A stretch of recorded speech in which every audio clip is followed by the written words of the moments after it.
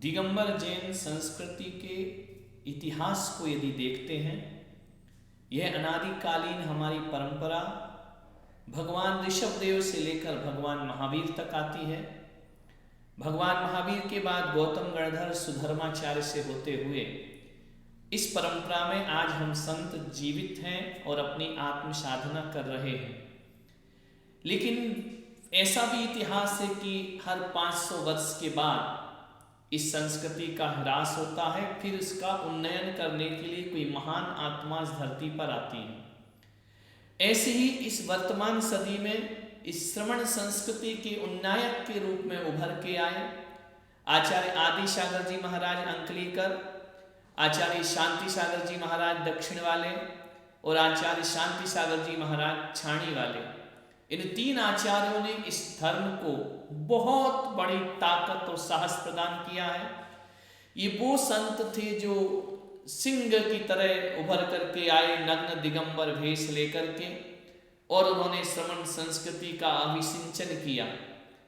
आचार्य आदि सागर जी अंकलीकर महाराज कठोर तपस्वी थे, बहुत बड़ी साधना थी उनकी। एलक चुल्लक अवस्था से वह 4 दिन में एक बार आहार लिया करते थे।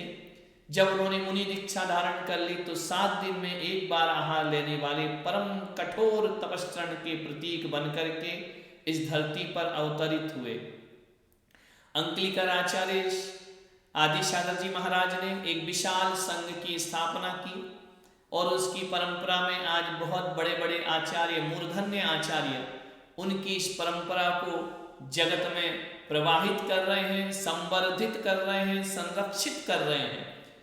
आज उनके इस अवसर पर, उनके स्मरण दिवस पर मैं भी उनकी ही परंपरा में दीक्षित हूँ। हालांकि मेरे गुरु ने कभी हमको किसी भी परंपरा से बांधा नहीं है।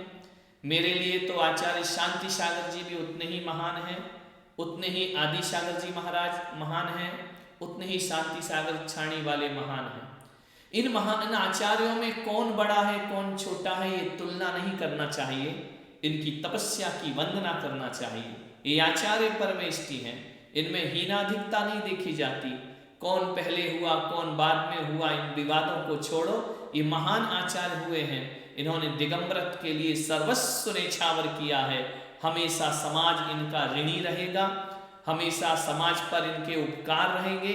आज ऐसे महान संत नहीं होते तो आज भारत में इतने दिगंबर संत दिखाई नहीं दे रहे होते।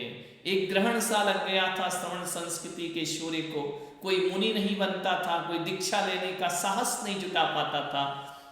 उस समय आचार्य आदि सागर जी महाराज ने यह साहस उठाया, वह आगे बढ़े और इस दिगंबरत्व को पल्लवित किया, पुष्पित किया।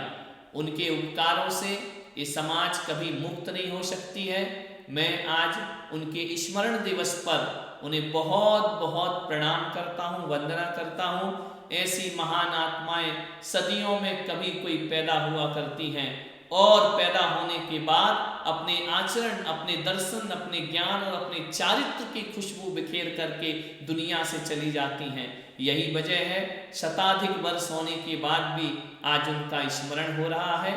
तो मृत्यु के बाद 100 वर्ष बाद भी जिसका स्मरण किया जाए वो महान पुरुष कहलाया करते हैं।